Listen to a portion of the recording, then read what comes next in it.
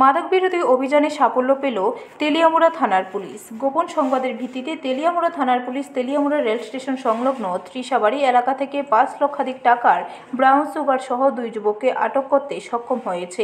গোটা ঘটনার পরিপ্রেক্ষিতে পুলিশের বক্তব্য হচ্ছে, সুনির্দিষ্ট খবরের ভিত্তিতে অভিযান সংগঠিত করে এই সফলতা আসে। পুলিশের দাবি অনুযায়ী রেল স্টেশন সংলগ্ন ত্রিশাবাড়ি এলাকাতে এই 2 যুবকের সন্দেহজনক আচরণ পরিলক্ষিত হলে তাদেরকে আটক করে তল্লাশি চালালে তাদের সাথে থাকা 5 লক্ষাধিক টাকা বাজার মূল্যের ব্রাউন সুগার উদ্ধার হয়। এরপর পুলিশ ধৃতদের তেলিয়ামুড়া থানায় নিয়ে যায়। এনডিপিএস অ্যাক্টে মামলা গ্রহণ সাপেক্ষে ঘটনা তদন্ত কাজ এগিয়ে চলবে বলে পুলিশের তরফ থেকে দাবি করা হয়েছে।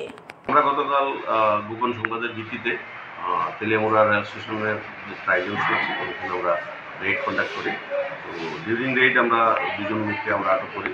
একজন হচ্ছে অভিজিৎ ঘোষ এবং দীপায়ন ঘোষ, এবং আমরা এগ্রিকালচার স্টেশন এজেন্সি তাদেরকে আমরা সার্চ করি তাদের 2 জনের পজিশন থেকে 2টি ব্যাগ পাওয়া যায়। 2টি ব্যাগে 5টি করে শোপিস পাওয়া যায় এবং টোটাল 10টি শোপিসের মধ্যে 11.5 গ্রাম করে টোটাল 115 গ্রাম হিরোইন আমরা উদ্ধার করি। টোটাল 3 আমরা অ্যারেস্ট করি এবং এনডিপিএস ধারায় তাদেরকে মামলা করি আজ কোর্টে।